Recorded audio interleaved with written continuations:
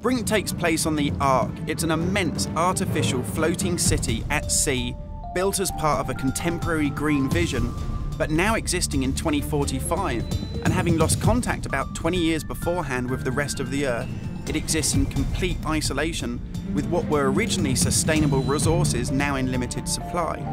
The result of this is that competing social factions have been thrown into an isolated and horrific conflict. We're heading to the Ark's airport.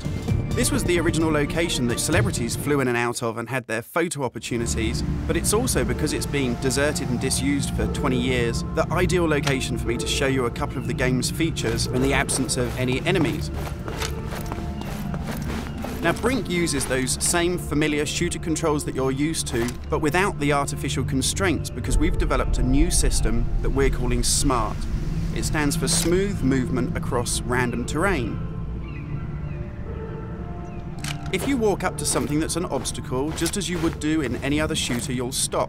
But if you want to try and indicate to the game that you want to get somewhere as quickly as possible, using this SMART button, you're able to vault, mantle, and climb with ease. And this is a cool system for helping you navigate through the game, but it's not an autopilot. You don't enter a canned animation that you can't get out of. It's great for advanced players too. If you're approaching an obstacle like a security sensor, and you want to make it through that obstacle without perhaps alerting the enemy to your presence, you could just look up and you'll mantle up and over that automatically. And by the same token, if you use your same SMART button just running towards something and looking down, you'll indicate to the game that you're able to slide under something. And this is really important because in Brink, we want you to be able to make tactical decisions about where you go and how you play. It's not a rail shooter where you're on a kind of minecart witnessing canned cinematics. And that's important too, because in Brink, irrespective of whether you play offline or online, you can create a cool identity for yourself that really reflects how you want to play the game.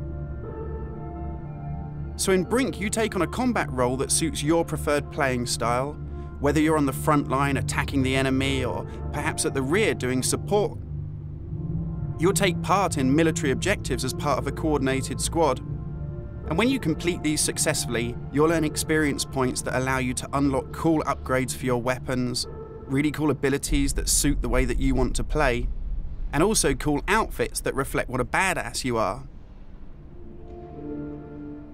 And you can do this irrespective of whether you play offline in traditional single-player style mode with no internet connection, or play cooperatively with up to 7 friends, or go online and play fully where the entire game is full of strangers.